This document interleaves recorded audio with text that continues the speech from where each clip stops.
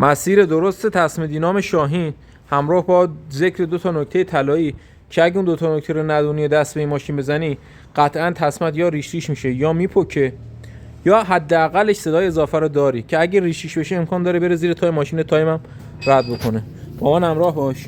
این قسمت پولی سر میلنگو داریم که تصمیم رو موقع نصب میاری اول روی هرزگرد بعد میبری روی کمپرس کولر.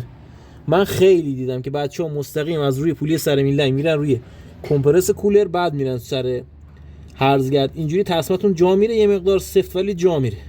روش صحیحش اینه، دقت داشته باشین. نکته طلایی دومم خود تصمیم 5 شیاره ولی کمپرس کولرمون 6 تا شیار داره.